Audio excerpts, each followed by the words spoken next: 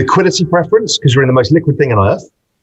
You've got time preference because rates are going lower from demographics, deflation, technology, globalization. And you can take risk in that trend because you've got leverage. So that was the biggest generator of alpha for the entire macro industry forever.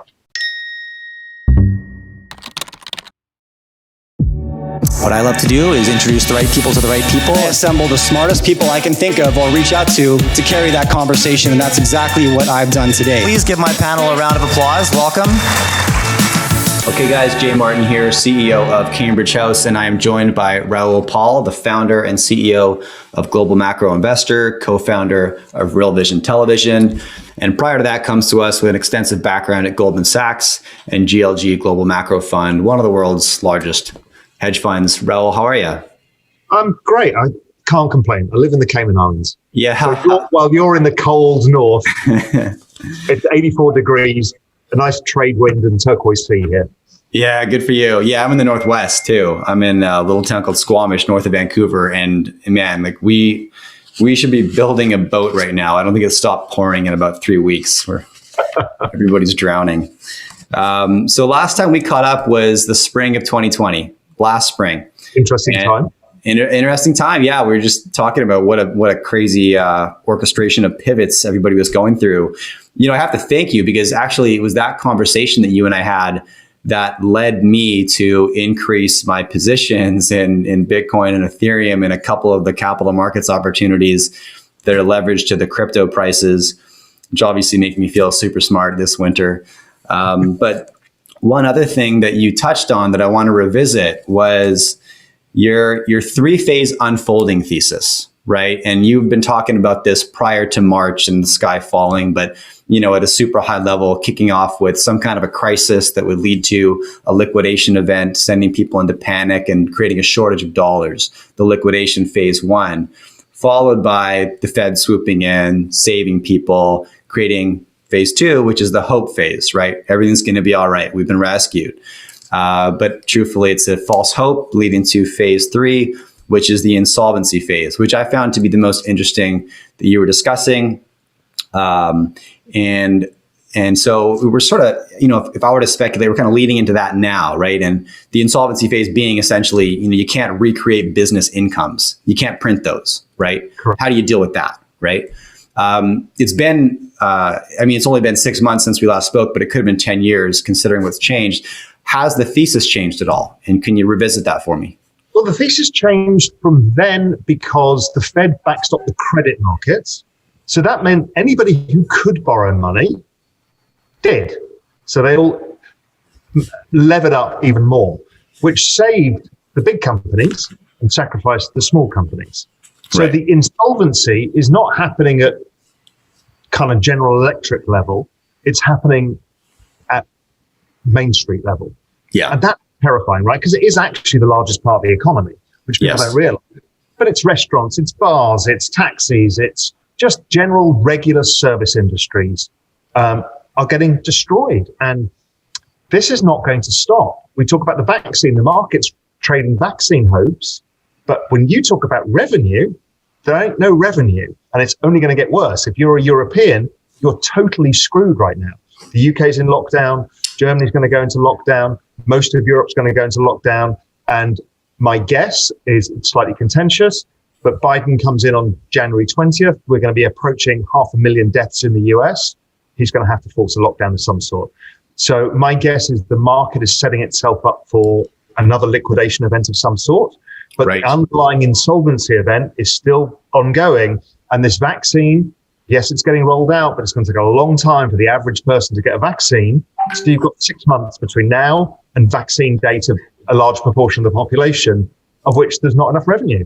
So I don't know how this is going to be dealt with. The only answer we've got is more fiscal stimulus. Right. Because no monetary stimulus doesn't really work. Who's it helping? Right. So it's fiscal stimulus, and maybe the central banks backstop the governments to do it. So that's the world we're in. That's the only way, is to give money to these businesses to stop an even larger solvency event. Now, interesting enough, the BIS and the IMF have all been using my terminology that we're now in the insolvency phase. And they say, people don't understand how severe this is. And I think that is the real truth, is people look at financial markets and think it's fine. Right. It's not. Yeah. And does the insolvency phase, as it's unveloping, trigger? I mean, you touched on this, trigger more liquidation crises along the way, and do we kind of pinball down there for a little while? Or? That much I don't know. I'm guessing yes.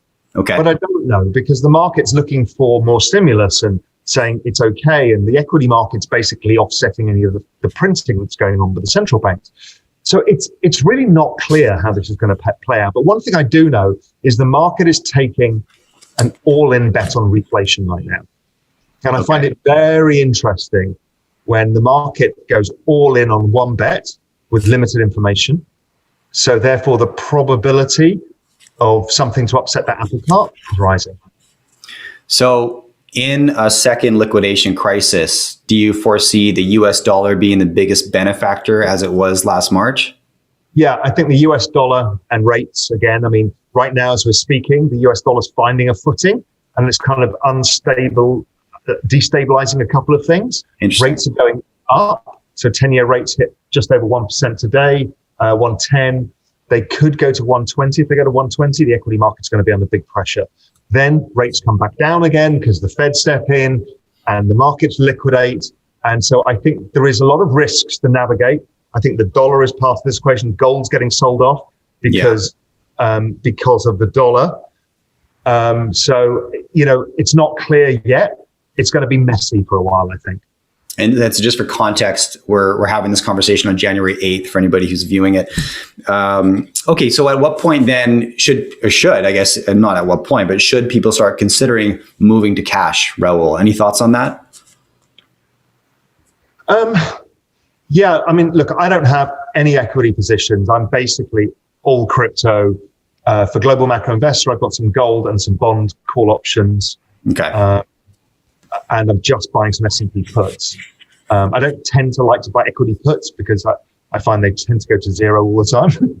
Okay. You don't make a lot of money out of trying to be the genius shorting the equity market. But I just feel like we've got this risk setup coming again, where we could end up with this, Wile E. Coyote moment where everybody's looking that way and the economy is about to go that way. So I think whether it's cash or some hedges, just be careful. Correlations fall apart in these things. Gold can get a washout. Even Bitcoin can get a washout later on. Who knows? Just be on your toes. This is not a straightforward situation. Right. Yeah. Okay. And so that was obviously my question. How do you play this, right? And you're saying it's essentially what I'm hearing now is Bitcoin, gold, cash. That's your safest bet in unknown environment. I would think about in this sell-off buying some calls on bond options. You can buy like March TLT calls in the US. Yeah. It's pretty straightforward and it won't cost you a lot of money. But if I'm right, they're right at the top of the range. They could go all the way back down to the bottom of the range pretty quickly. So, that's not bad. If I'm wrong, you lose your premium. Fine. Okay. You've got Bitcoin, you've got gold. They should do fine. So just thinking of those things, maybe, if you're a Canadian, think about hedging your currency, because the Canadian dollar's done reasonably well. Could that reverse for a bit? Quite possibly. Yeah. Okay. Now, last we spoke, you had about, I think it was your portfolio that you're referring to, your personal portfolio that's now almost all crypto, was 25% in gold at that time. And then, as of, I think it was like November 29th, you fired up that tweet, I'm selling my gold. I'm moving 98% of my investable assets into crypto. And again, tons has changed just since November 29th. So can you update us on where you stand today? And are you making any plans to diversify in the near term, or are you comfortable with that right now? And I guess I'm asking on the back of a 400% price appreciation in Bitcoin since then. It's done pretty well. But compared to prior cycles, it should go a lot further. But all prior cycles have multiple 40%, 30% corrections. Yes. I think it probably goes higher before we get the correction. So Bitcoin might get a 50,000. There's even an outside chance that we go up to 100,000 by mid-Feb and then correct 40%. I don't know. My way of playing that is I'm all in. I'm not expecting to close any positions until the end of the year, maybe into next year. So I will just if I get any more cash, I will just buy a dip. And I'll be tilting it more towards Ethereum than Bitcoin. I'm currently 80-20. Yeah. Add to Ethereum because I think it's going to outperform in this cycle. Yeah, okay, that helps answer a question for me. And, when I see an asset class appreciate 400% in a year, we've all seen 1,000 charts that look like that, and 99% of them end the same way with some kind of a correction, right? And obviously, it's incredibly tempting to take some profits and take cash off the table. I've exercised restraint, again, based off the conversation, actually not that we had last spring, but just commentary. I've heard you talking about your strategy. You're not trying to trade it. You're like, I'm not losing sleep over this, right? I have enough confidence in the long-term thesis. Put it this way. So it's now at 40,000 as we speak. Sure. If it had a 50% crash, it's still at 20,000, which is still higher than any of us got in at. Right. So, it was there like a month ago at 20,000. Yeah. So put it in perspective. Yes, it looks horrible when you see a P&L go down, but it's okay. And if you can then add more for the next run up, because these crypto cycles tend to be much longer and much sharper than we used to in traditional markets. Yeah. So that's okay. I think the chances are it goes somewhere between 200,000 and 300,000 by, Feb, March next year. Okay. Yeah.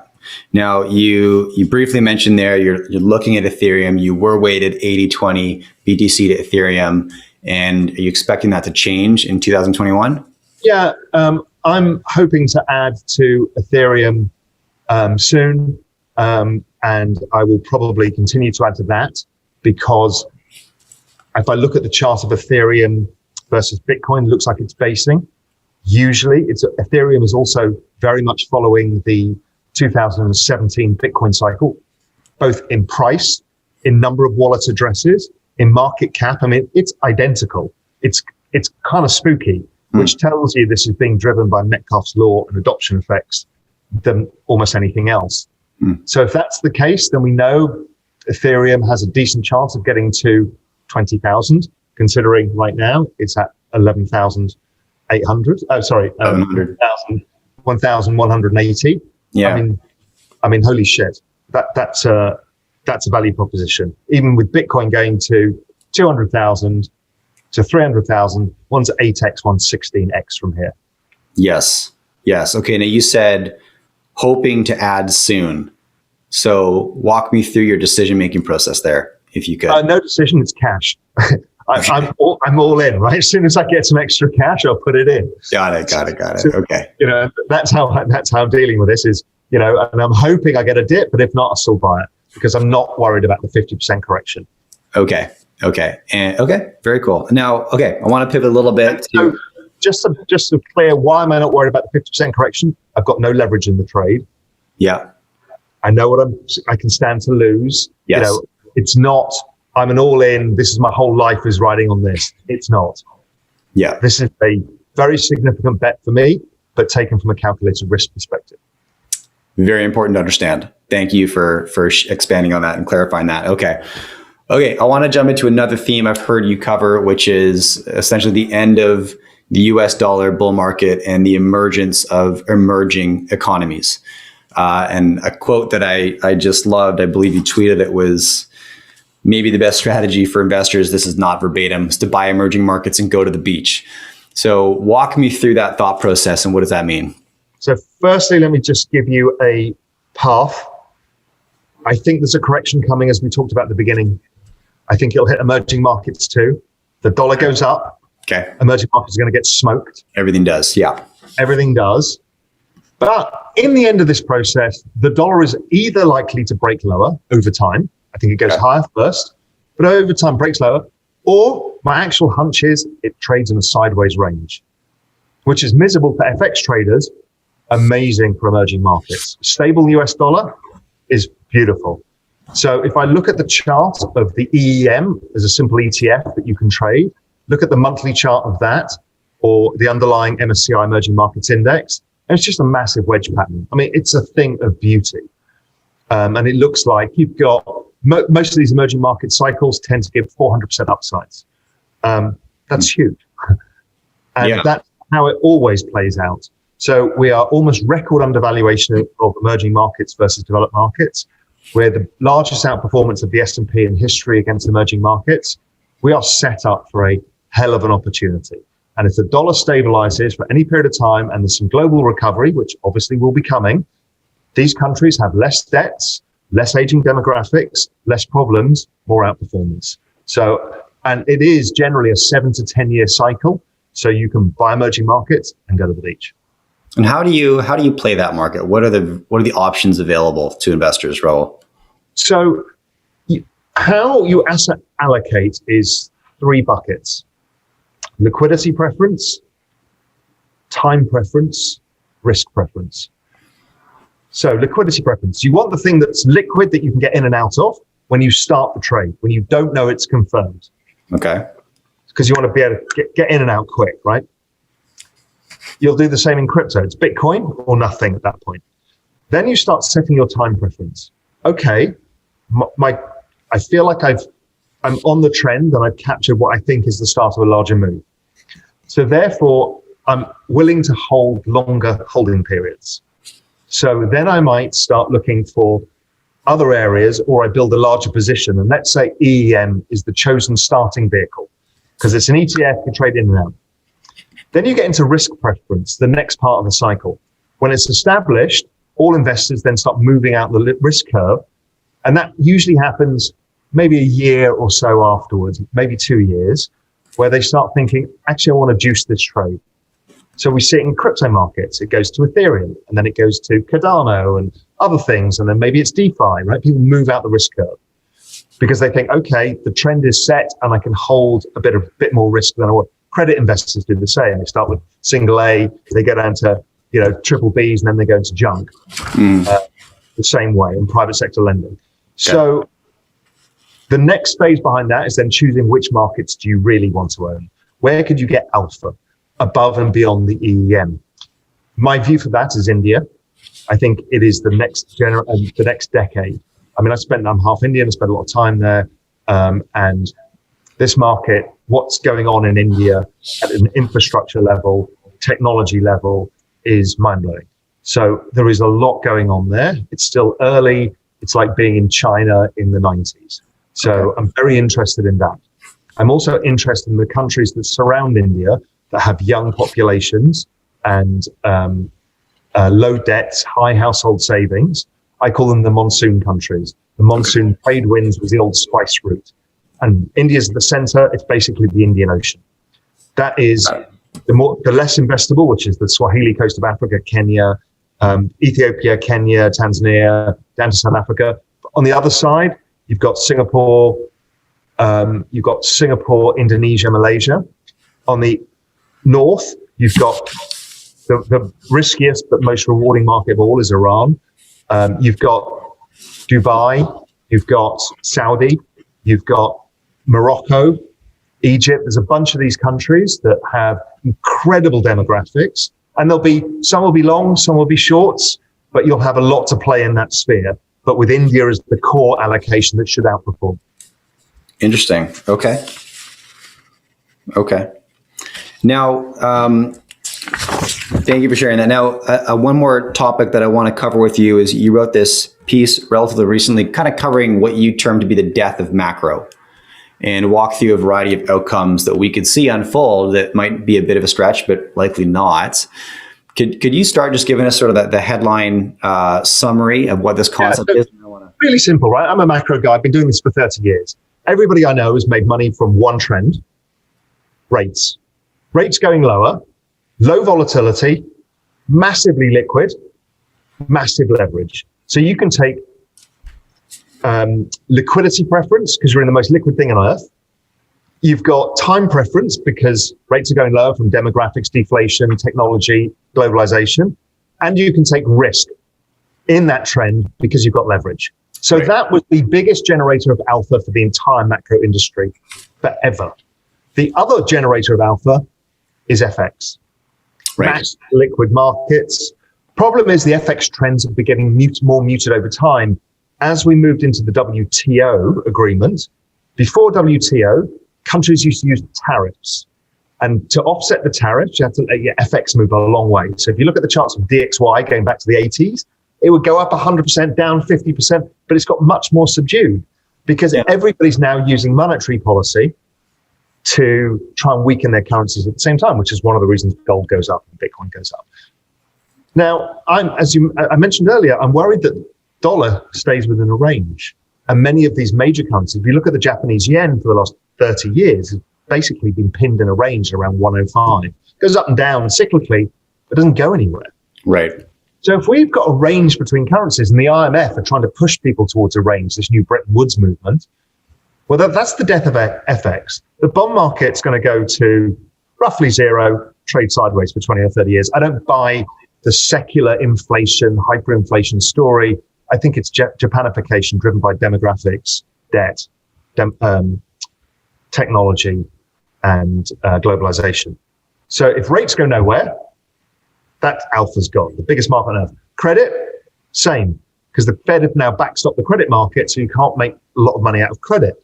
So credit's gone, bonds have gone, apart from cyclical trades, and FX may be cyclical as well. So you've got no secular bull market, bear market, or anything in any of these. That is the death of macro. Okay. It is beautiful. And equities are not macro instruments. You know, if a bond is 80%, 90% macro, and 10% emotion, positioning, equities are the opposite. They're like 10% macro and 90% noise. Right. So that makes it very hard. So that pushes you out to emerging markets, which can be macro, and it pushes you into crypto, which also can be macro. That's what I was wondering. You know, then where does cash go, right? Without the bond market, the FX market. Well, so let's go to that world. So you are massive CalPers, right? You're CalPers. And bonds now offer no protection, no returns. You don't get much from FX risk, and FX isn't going anywhere. Equities are wildly overvalued in the US, and there's no juice to be had from credit, right? But you've got this ticking time bomb of your pension holders. You need to deliver them a return. Your answer has to be emerging markets because you need to find returns. Now, Indian bonds, 6%. India is an expensive stock market, but with that demographic, the chances are it could triple or quadruple from here. So you don't get that opportunity. And Grantham Mayo, they've reduced that, expected future returns. Expected future returns of developed market equities are negative, developed market credit negative, developed market government bonds negative, emerging markets positive. Right. Okay. Now, one thing that just struck me is you mentioned India specifically when you're analyzing a variety of emerging markets to pay attention to. Also one of the largest purchasers of gold. And so as this nation becomes more affluent and more engaged, talk to me about how that might impact the gold price. Do you think about it like that, or is it irrelevant? What do you think? Well, we don't know whether there'll be a secular shift away as they move to digital money and other things. But gold is historically, Middle East and India, all of those nations that I talked about are big gold holders. Right. It's very much cultural. So yes, I think at the margin, it's powerful for gold. I think the gold run goes for quite a few years. It probably won't outlast emerging markets, but it'll probably do another 5 years from here. Okay. So then I just have to ask, and I'm sure you've answered this question 100 times, so I apologize, but based on that outlook, and then why 98% into crypto? Why not have some? I know you've got global macro exposure to gold, but is it just because of the asymmetry that you see in the Bitcoin bets, or why? Okay, time horizon matters. Okay. So my crypto bet is the next 12 months. I see. My crypto bet is that it's going to destroy every other asset on earth performance-wise. And it's going to suck everybody in on a massive reflexive loop.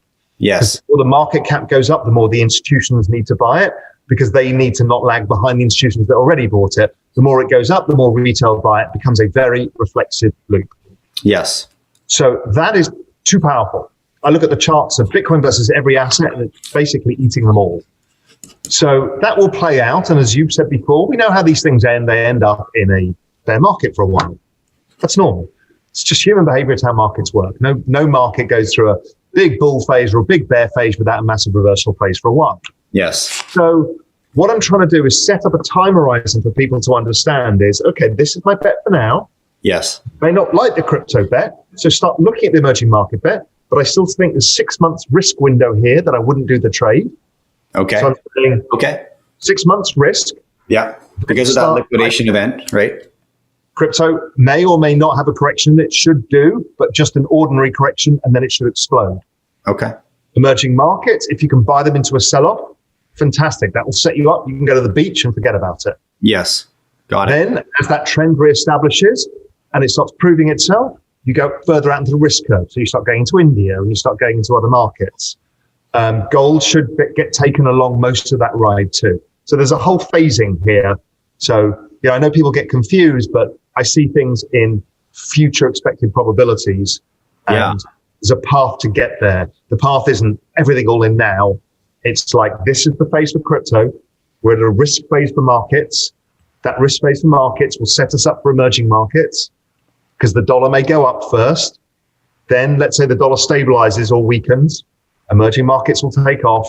It'll start sucking in equity market capital out of the US system. So that's how I say it. That's very clear. Thank you. Okay, that makes I love that. Thank you for explaining that to me. Okay, and I guess my last question for you would be, in your Death of Macro article, you touched on the idea of a debt jubilee, and it's hard, to be honest, for me to wrap my mind around that, Raoul, like how that would occur. And so, can you just explain if, and I don't know if you want to touch on the likelihood, but what is the likelihood of a debt jubilee occurring, and how does that unfold? The answer is none of us knows, right? We're now into the real speculative thing. All we know is the IMF, BIS, Bank of England, Bank of Japan, PBOC, ECB, and the Fed have all said digital currencies. The IMF, the BIS, and others have said we also need to move away from the dollar because it's 80% of the world's trade is in dollars and only 25% of the world's GDP. There's a problem. There's not enough dollars around. So when things go wrong, everyone's starved of dollars. It's unfair for, let's say, Brazil to be beholden to the US dollar when its main trading partner is China. Right. Why do we need this middle currency? Right. Yeah. So the Brazilian economy goes up and down according to the dollar. This is untenable. So what you need is to change the mechanism. So the IMF are talking about baskets of currencies, whether it's trade baskets or, let's say, a commodity basket currency based around, China, Brazil, South Africa, Canada, Australia. You make it so you've got a basket that suits commodity producers. That can happen. All of this stuff can happen.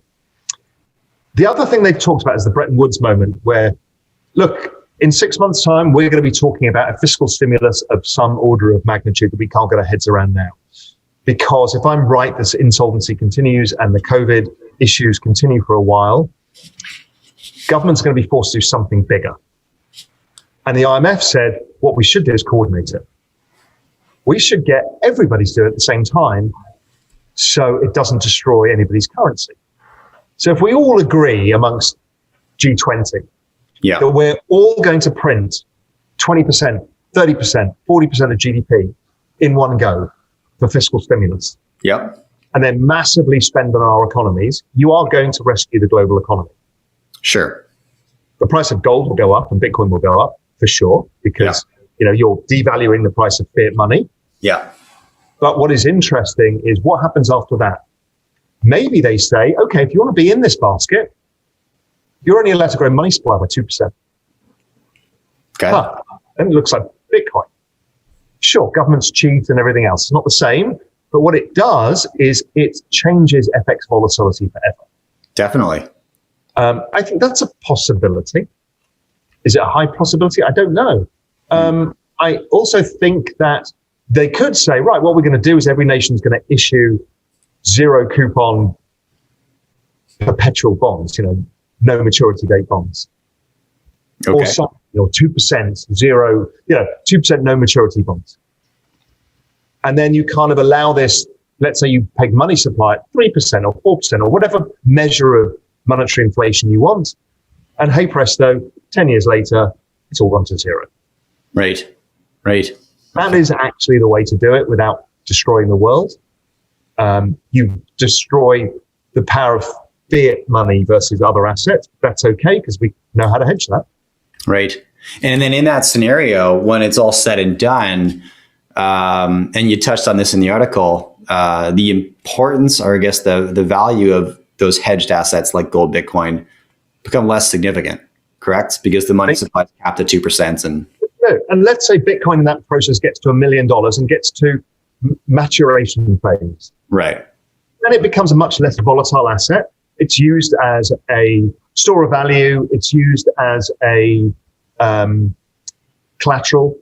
Same as gold is really. Gold gets used as collateral, as a store of value.